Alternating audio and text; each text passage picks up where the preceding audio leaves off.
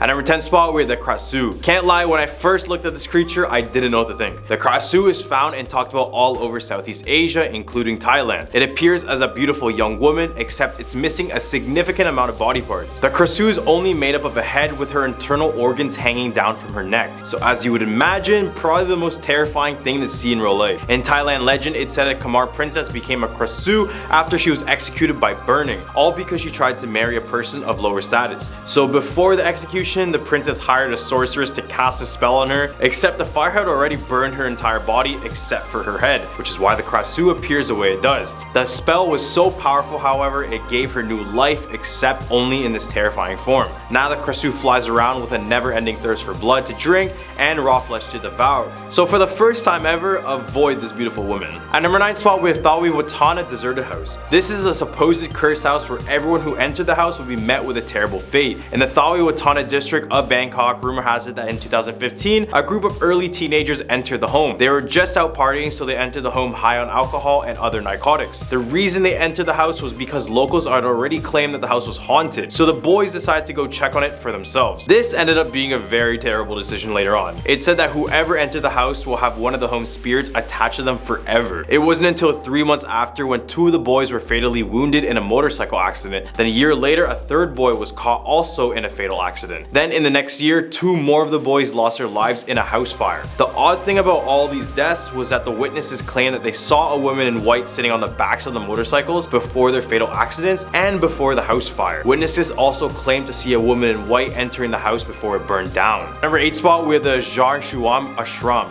At the Ashram Shuan inside Thailand, there are literally hundreds of these statues scattered all around the property. These elaborate statues were created by one single shaman. This was no regular shaman, however. This shaman specialized in the dark arts and sorcery. So when he was alive, he performed rituals in which human remains such as ash, bone, hair, and skin would be mixed in with the concrete and be used to make these statues. After the shaman passed away, the ashram was left abandoned and the statues were left to be consumed by the forest around it. Locals avoid going to this ashram after dark because this is when the most activity happens with these statues. Some claim to hear the statues talk to one another while others see them fully move around. Regardless, seeing these statues that are just mixed in with human remains would be a terrifying thought, not only to see but just to think about. At number 7, we have the Courtesan Graveyard. In the western region of Thailand lies this infamous graveyard. The name I mentioned is not the actual name of the place, but after I mention some points, you'll understand why I changed it. Throughout the years, there has been numerous stories that this building was used as a brothel. Tragically, the women who were hired here were basically forced into adult work, and on top of that, they lived in these tiny rooms and were forced to take part with dozens of men. This is just a horrible thought beyond imagination. If the women said no or disobeyed, they were assaulted and left malnourished. So this is why this place got its name, because inside are the countless bodies of women and babies who were tragically left to die. Nowadays, it remains deserted for good reason, but if you go near the area at night, many report hearing constant screams and cries for help that grow louder and louder. At number 6 spot, we have the disappearance of Jim Thompson.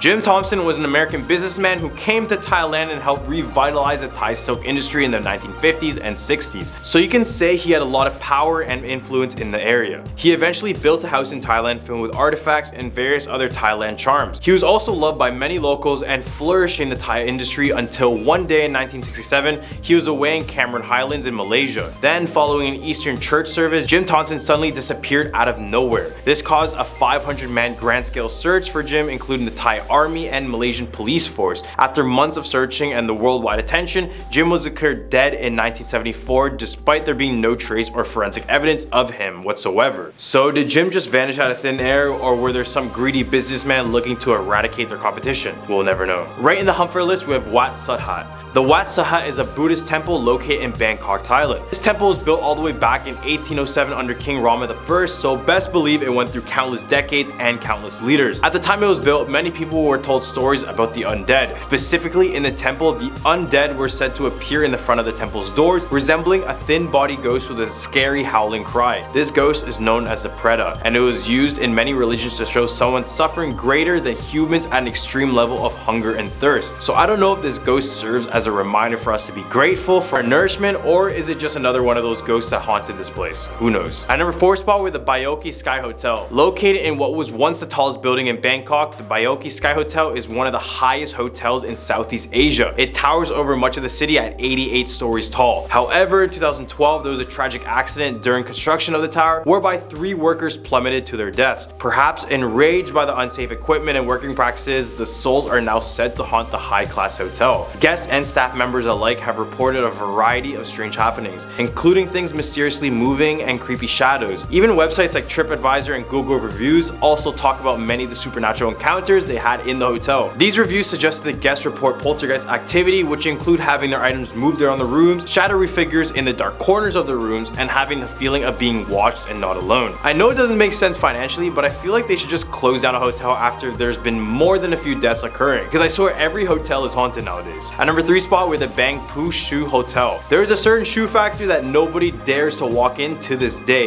In Samut Prakan lies this now abandoned shoe factory. Why is it abandoned? Well, because back in the day, the factory suffered a freak accident that led many people to their deaths and injuries of many more workers. Instead of shutting down the factory, the greedy owner decided to keep it operational very soon after. Eventually, employees began to leave after reporting that they have encountered the angered spirits of their fellow workers. After many complaints were made about the factory, and when the workers started to desert the place completely, the owner decided to take his own life inside of the factory. To this day, the ghost stories that surround Bangpoo Shoe Factory, as I mentioned, have caused no one to step foot inside. Some locals say they occasionally get the whiff of newly burned embers, shadowed with the screams of workers still trying to find their way out. At number 2 spot, we have Phi Phong. Be cautious of who you see during the day, as they may morph into a ghost at night. Phi Phong, a foul-smelling spirit, appears as a normal person during the day and as a ghost at night. The odd things it feasts on, such as frogs, give Phi Phong its pungent odor. This creature is so feared that if locals even hear a frog close by, they will purposely rush inside of their homes in fear of bumping into the Phi Phong. This stinky ghost is harmless until threatened, which means you can end up like a Phi Phong if he attacks and you ingest his saliva. I mean, just by looking at this creature, there's nothing good about them, but I guess they don't randomly attack, which is kind of a good thing. Kind of. So for another weird thing these guys do is that they will throw banana stalk cut from the widow water shoulder poles over the roof of the victim's house. This will cause the family of the house to suffer bad luck and other tragedies in the following years. All the way at a number 1 spot with the Khao Lak. Khao Lak is a beautiful seaside town in Phang Nga province. In 2004, it was all but destroyed by a devastating tsunami. While many places in several countries suffered casualties and damage after the huge earthquake in the Indian Ocean, Khao Lak saw Thailand's greatest loss of life. It is estimated that at least 4,000 people perished on December 26, 2004. The resort has risen from the debris, with homes, hotels, and businesses gradually being rebuilt and repaired. Many Thai people believe that the coastal area is haunted by the tsunami's victims, and ghosts have reported strange occurrences in many of the local hotels. At number 10 spot, we have the White Lady of Balit Drive. Every country has their own version of the White Lady ghost, and the Philippines is no exception to that. The country started to dread and avoid Balit Drive since the 1950s, when stories about a white lady floating around its streets started to spread around the area. The story goes that a white lady is a student of the University of the Philippines. The woman was the victim to a horrific crime committed by a taxi driver who picked her up, which caused her to pass away. Now, it's said that the ghost of the lady haunts that very street, and its preferred victims are cab drivers. Her ghost dresses up in a white gown, dressed with long hair covering her face like a veil. Drivers who drive on Balit Drive would often drive not knowing that the white lady was silently sitting in their back seat. The only way they find out about this is if they look in their rearview mirror, which they will find the lady in white staring back right at them. This is said to be the reason for all of the accidents on that street, so would you take your chances, or would you just take the longer detour? Now at number 9, the Romblon Triangle. If the North Atlantic has the so-called Bermuda Triangle, the Philippines also has something very similar, and it's called the Romblon Triangle, which is located in the Sibuyan Sea with its 3 corners at Mindoro, Panay, and Masbate, in the province of Romblon. The triangle covers a very small area, but due to the countless marine disasters in this area, people started talking about the Philippines' version of the Devil's Triangle. Meanwhile, the Philippine Coast Guard insists that the shipwrecks in the Romblon Triangle are due to the bad weather and technical failure, and nothing mystical. But with that many issues happening within that area, they won't be able to keep calling it bad weather for much longer. Unless it is actually bad weather, but I guess we won't know. At number 8 spot, we have the My Way Curse. The My Way Curse, or might I say, the My Way Killings, is a social phenomenon in my home country, the Philippines. The Philippines has all these type of weird, creepy stories, but I swear it was just a way for our parents to keep us obedient. The curse is linked to the song My Way by Frank Sinatra. Oddly enough, since 2002, there have been unusually high numbers of death linked to this song, especially when people are singing it during a karaoke performance. I mean, this seems like a pretty strange coincidence, but it has been reported on news organizations all around the world, including the renowned New York Times. Due to the negative attention this phenomenon received, bars in the Philippines were completely compelled to totally remove it from their karaoke players. This song is still forbidden in many pubs today, and you risk being ejected from the bar altogether if you attempt to play it. Number 7, flying coffin. It's normal to see a coffin, though it typically gives us the creeps and goosebumps. But seeing a flying coffin in the middle of the road at night? Well, that's a different thing. Filipinos suggest that the flying coffin is one of the most popular horror stories shared with people. This horror story was even featured in a Halloween special of a TV show. The story is about a man walking in the middle of the night and he sees a flying or floating coffin in the middle of the road, and it then started to quickly fly towards him and almost hit him in the head when all of a sudden it disappeared. This left him horrified, and the story is still known nowadays, especially during Halloween. This one could be true, but it also could maybe just be a campfire story. At a number 6 spot, we have the Bao Bao. The Bao Bao, otherwise known as the grave robber, is rightfully named that. It's a terrifying humanoid that is known to steal corpses from funerals or a grave to consume them later on. Stories say that the Bao Bao is an undead creature with claws that can rip through flesh, along with razor sharp teeth and a long tongue to effectively consume humans. It uses its long tongue to lick the flesh and suck out the blood of its victims. It's said that once the Bao Bao finishes eating a corpse, it leaves the trunk of a banana tree in the coffin to create the illusion of a stolen corpse. He is often regarded as an aswang as well. For all you non-Filipinos, aswangs are these creatures that haunted all points of our lives. They're basically these humanoids who separate their lower half of the body in order to fly around and attack unsuspecting babies. Man, the monsters in the Philippines are very creative. Halfway at number 5, the headless priest. It said that the student was studying late at night at a school library and heard the sound of chains being dragged. When she checked who was making the noise, she found a priest, a headless priest. The priests played a vital role in Philippine history. They were the ones who led the church, and they were also the ones who taught the students in class during the Spanish era. As their name suggests, these clergymen hang out in universities, graveyards, churches, and other places that feel spooky. They sometimes bring their heads with them and seem to be looking for them when they don't. As for their heads, people said that they're either Filipino revolutionaries during the revolution or Japanese soldiers during World War II, cut off the heads of these priests. Other stories about biblical figures whose lives were taken, like St. John the Baptist, have also helped spread urban legends about priests. All the way at a number 4 spot, we have the Clark Air Base Hospital. This is one of the few places deemed to be haunted, not just in the Philippines, but in the whole world by the Ghost Hunters International. Season 1, episode 20, named Unknown Soldiers, if you guys want to check it out. The hospital was used during World War II and the Vietnam War. It served as an asylum to the wounded and the dying American soldiers. This is why many people around the world claim it is the most haunted place in the Philippines. It's said that the traumas and countless deaths from those conflicts have left their mark on the spirit presence in the hospital. The place is currently abandoned, which gives it this more supernatural look to it, but it's said that if you visit the hospital and sleep within 8 hours after the visit, you experience extreme nightmares and intense lucid dreaming for about a week. Now at number 3, Diplomat Hotel. The Diplomat Hotel is one of the go-to places for ghost hunters from different parts of the world.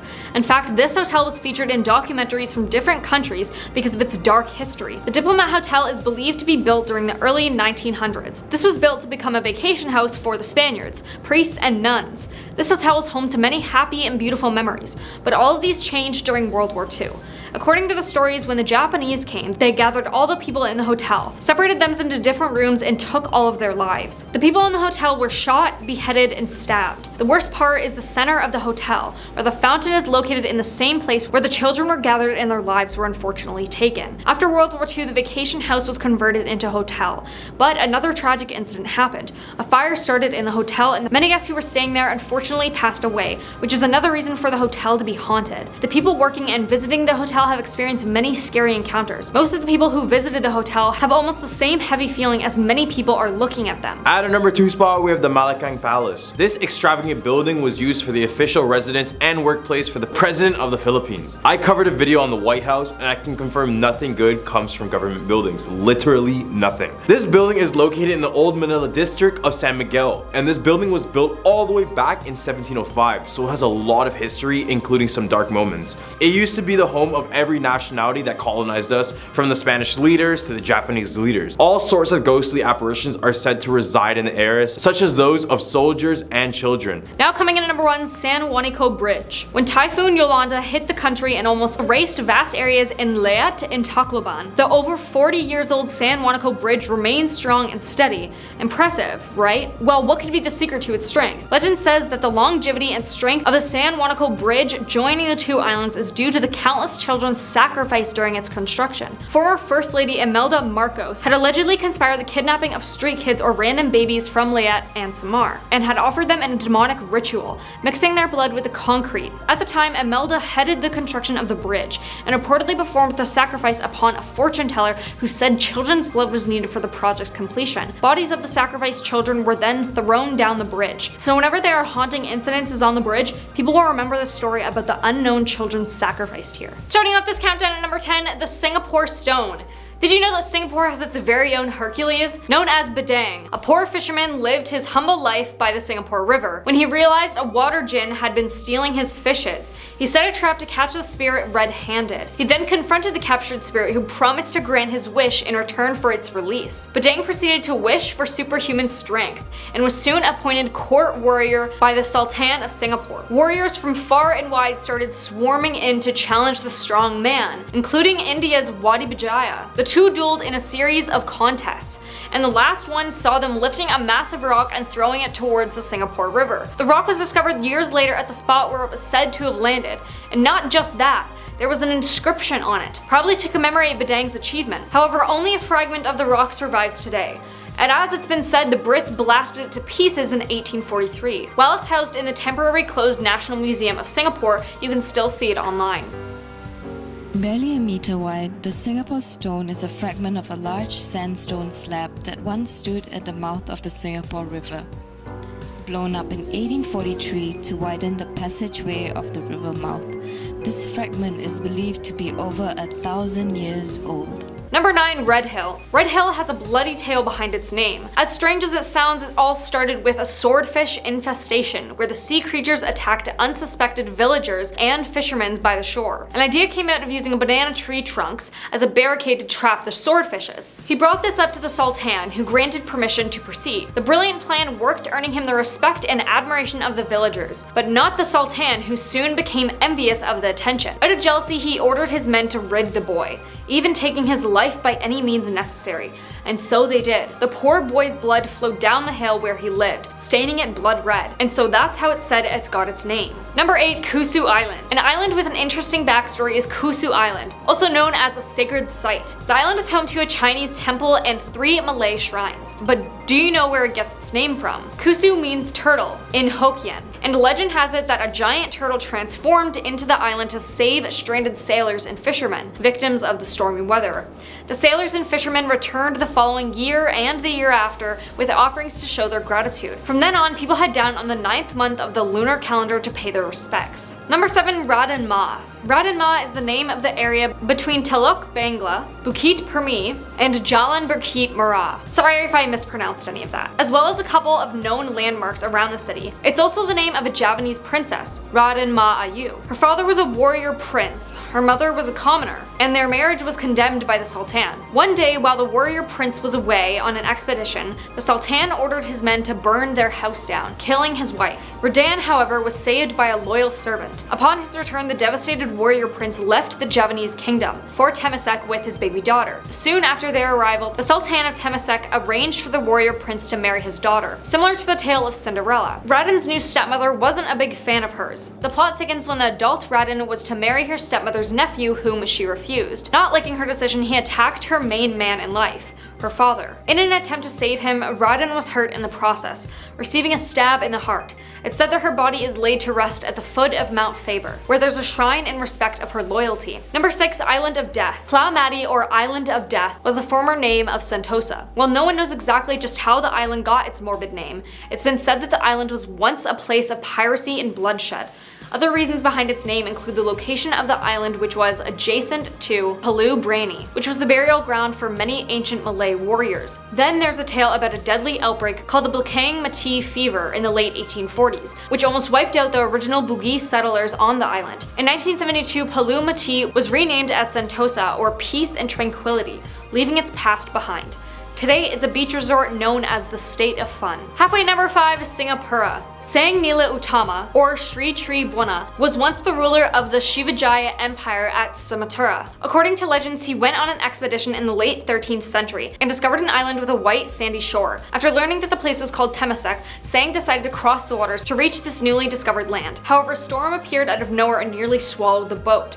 In a desperate attempt, Sang threw his crown into the turbulent waters. The weather and the sea immediately became calm, and the crew reached Teluk Blangah safely. As they landed, a strange beast was spotted from afar. Upon hearing that it was a lion, Sang was overjoyed and decided to name the island Sigapura, or Lion City. The discovery was said to have happened in and around AD 1297, and Sang went on to rule for 48 years before his passing. His palace and burial ground was located on top of Bukit Larangang, or Forbidden Hill. Number 4, Sisters Islands. Lying south of Sentosa, Sisters Islands refer to Pulau Sabar Darta and Pulau Sabar Lut. Many years ago, there was a pair of sisters, Mina and Lina, living by the southern coast of Singapore. Being very attached to each other, the sisters vowed to marry 2 brothers so that they could live together always. However, one night, Lina ran into a group of pirates by the sea. Stunned by her beauty, the pirate chief was determined to marry Lina. When the dawn broke, the pirates came and abducted Lina to their ships. Weeping over the loss of her dear sister, Mina came swimming after the boats. The stormy waters were merciless, and she was doomed eventually. In a desperate attempt, Lina broke free and dived into the sea. The next day, a pair of islands appeared where the sisters had drowned. They were named Sisters Islands by the villagers in memory of the 2 girls. And legend has it that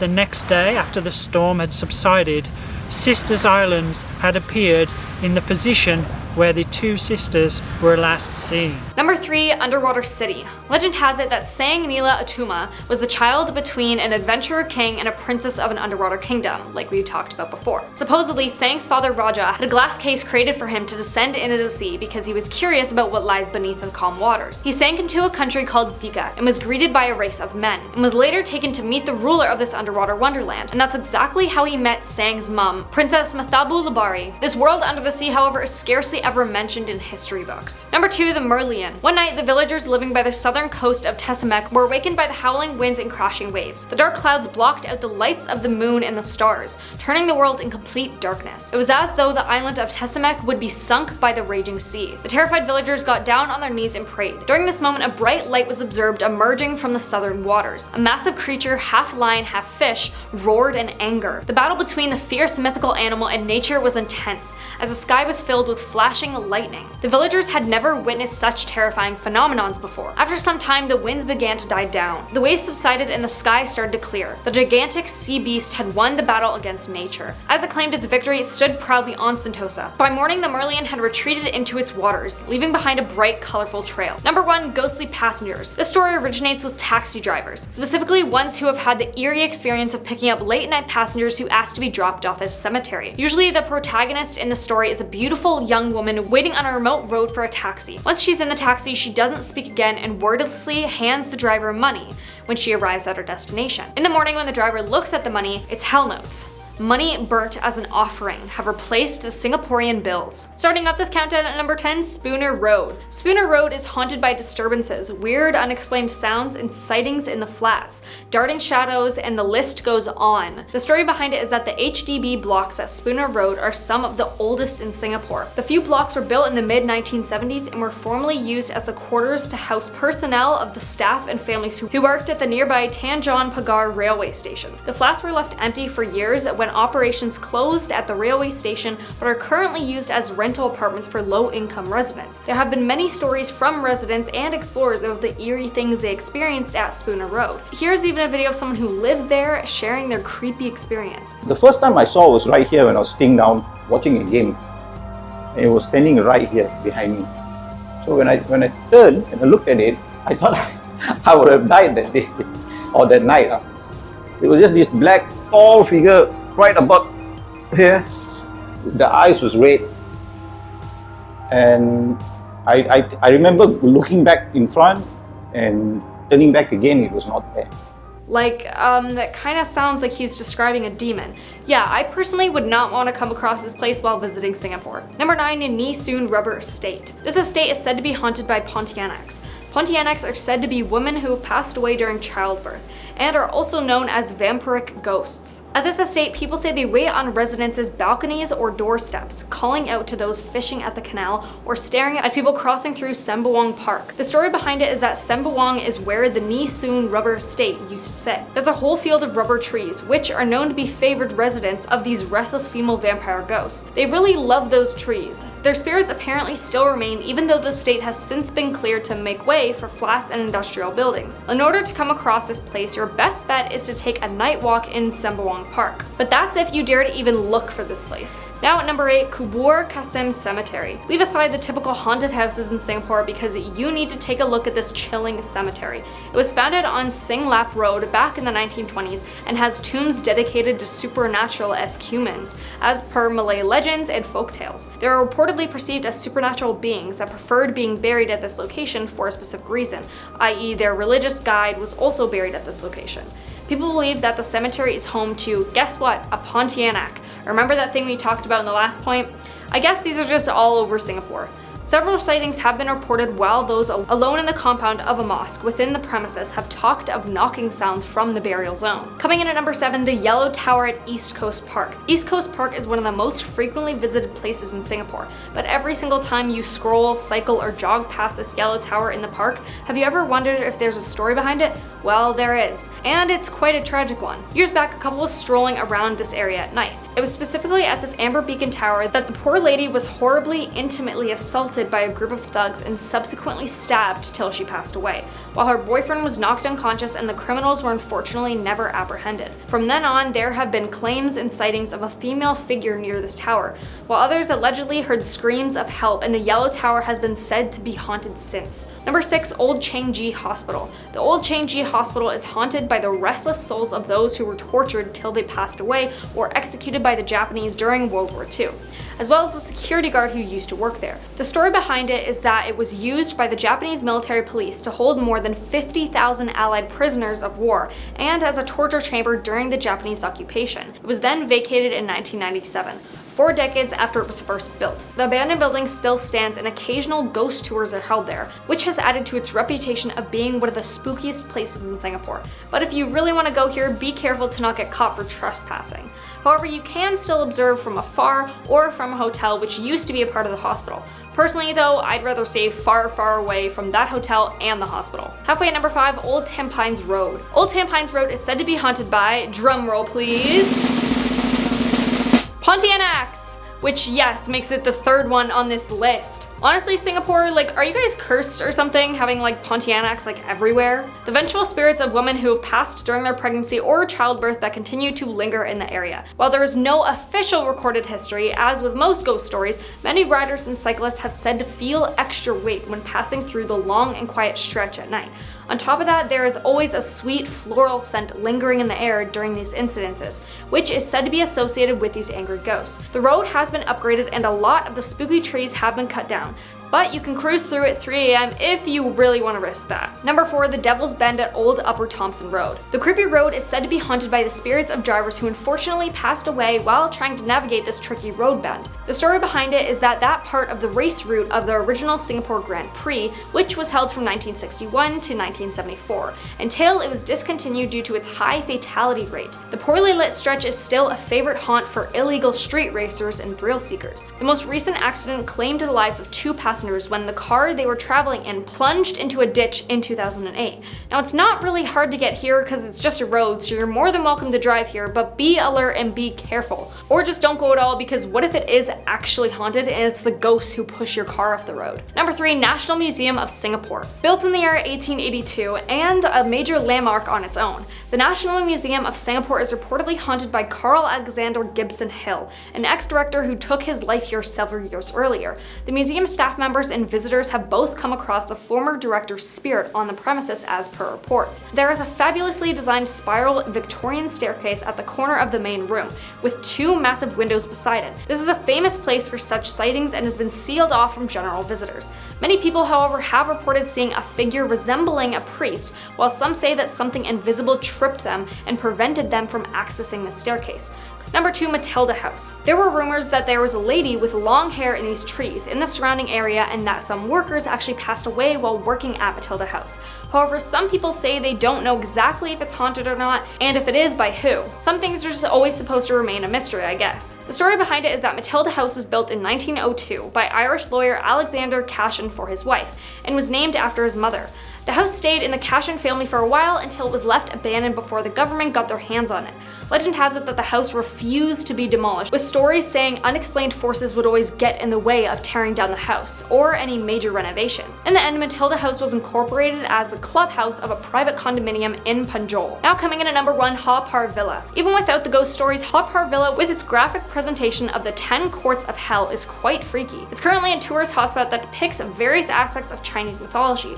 There have been rumors that Haw Par Villa is where one of the gates of hell is. If that isn't scary enough, other people have said that the statues are actually deceased humans covered with wax. Whether you believe those stories or not, security guards have been heard to have spoken about how the place comes alive at night, and have also mentioned hearing screams coming from the 10 courts of hell area. The fact that not many people visit this attraction gives it a very eerie and creepy vibe in the evening. Talk about Night of the Museum, am I right? Starting off this countdown at number 10, Mahandipur Balaji Temple. This is perhaps the only temple in the country where live exorcisms are performed on people to free their body of the spirit controlling their actions. The spooky ambiance of this temple in Rajasthan makes it one creepy place of worship to visit and is not for the faint-hearted. The temple is dedicated to Hanuman, and he is believed to be a protector who can ward off evil spirits. A visit here will surely spook you out from everything that goes on inside it. You will find people who are believed to be possessed chained in a chamber. Some are being beaten up by a pundit to free the evil spirit, or there are even people who can pour boiling water on themselves without feeling a thing.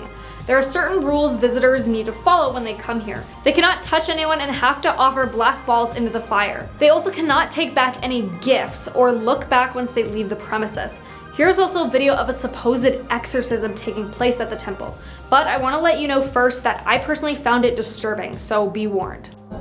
जय माता दी बोलो जयकारे सबकी बारे न्यारे जय माता दी जय माता दी जय माता दी जय माता दी Now at number 9, Hazrat Syed Ali Miradatar Dargah. This temple is said to be where people chain themselves to the walls here to get rid of evil spirits. Located in a fort-like structure in Unava village, this Dargah has been visited by women who are mentally affected, or possessed according to some people, for ages. People come here to drive evil spirits away, and there's consequently a lot of strange things that go on at the place. Local people warn others to not spend much time in that specific room where affected people are being helped by a religious master to remove evil spirits from the body, as the furious spirit might try to possess you while leaving that body. People from all religions, caste, and creed are welcome, however I don't know if you want to visit. Now at number 8, Shri Kestra Gondapur Dattatreya Temple. This temple is in the Gulbarga district of Karnataka state in India.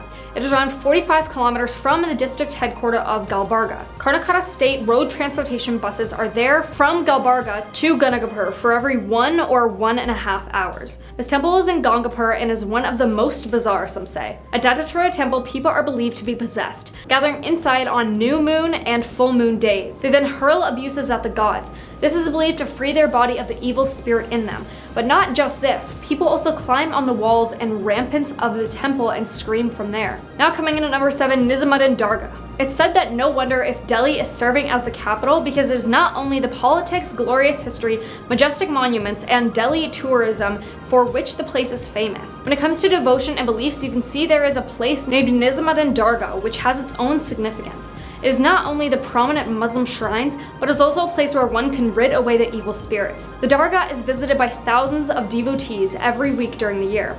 People from all religious beliefs visit this place to feel the true Sufi tradition. You can hear the shrieks and screams from a deserted room on the premises. It is said that a priest performs an exorcism in this one room. When you break away from the crowded and tourist-infested part of Dargah, you may be able to find this freaky room here dedicated to the ridding of evil spirits. Now at number 6, Shandi Devi Temple. Shandi Devi is believed to be a violent form of the goddess, and this temple is said to be housing her. People who come to this temple during Navratri are believed to be possessed by this form of the Devi, as that time the spirit is most powerful. On other days, it's said that people who are possessed come here to rid of the evil spirit. However, it is unclear whether it works to get rid of the spirit or not. This is definitely a place I would not want to step foot into, even if I went on a trip to India. Yeah, we are going up to see Chandi Mandir. Hopefully, it's better than what we in the temple before, Mansa Devi temple. What is Chandi Mandir? It's I don't know. It's a goddess of sacrifice or something. That's what I understand from the name Chandi Mandir. It's killer of the evil. Halfway at number 5, Sant Sabir Shah Dargah. This one is quite spine-chilling, so I suggest you get ready for it. The theories of this temple is that people say men chain themselves to the walls in order to cure themselves. Of what, you may ask? Well, it's not exactly said, but it suggests that it's to rid themselves of evil spirits possessing their bodies. Now, what I want to know is why there are so many temples dedicated to rid spirits from people's bodies. Like, is this a common thing that happens on the daily in India? Let me know. This other destination is for those looking for a cure to demonic possession. This is a place considered by many to be the most far out. It is a scary, unnerving place filled to the brim with people thought to be in control of a deviant spirit. Here you'll see women offering prayers in a trance-like otherworldly state, while young men in chains attached to the wall wait for their own cures. Now at number 4, Harsu Brahm Temple. The story of this temple in Bihar is that it was built for a Baharian man who wanted to get worshipped by the people. It's said that his soul still roams here and people come here to pray to him to get rid of the spirit that is possessing their body. The temple is pretty discreet and you'll have to ask locals to take you there in order to find it. But that's even if you want to go there, which I personally wouldn't, but that's just me.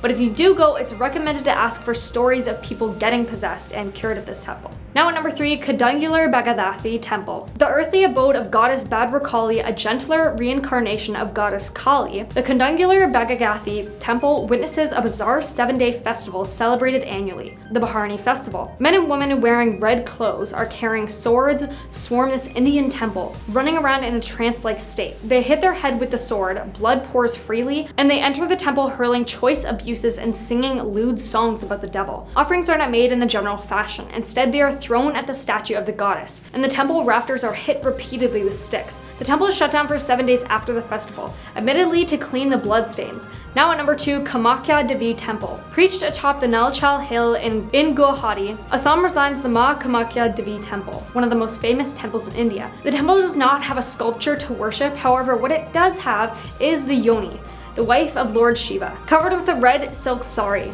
Every year during moon sun, the goddess menstruates, and the temple is closed down for 3 days. It is also when the Tantric Fertility Festival, or Ambubachi Mela, is celebrated here, till the 4th day when the temple reopens. It is also said that the underground spring that flows through the sanctum of the temple turns red on these 3 days. Devotees are offered a piece of red cloth used to cover the stone yoni during the days of menstruation as a prasad. Now coming in number 1, Devji Maharaj Mandir. You know, there's something spooky about a temple when it hosts a Bhoot Mela every year. Yes, Devji Maharaj is famous, or should I say infamous, for this ghost fair it conducts annually. This fair is on a full moon night, and people who are believed to be possessed come to the temple and get themselves rid of these spirits. You can see Babas hitting people with brooms to get the spirit off them. Some even claim to see spirits around or feel there is something strange in the temple. The spookiest bit is when people try to rid themselves of the spirit by lighting kampur on their palms, which is a powder that originally came from the bark and wood of the kampar tree and is extremely flammable. You know, there is something spooky about a temple when it hosts a Bhoot Mela every year. You can see Babas hitting people with brooms to get the spirit of them. Some even claim to see spirits around or feel there is something strange in the temple.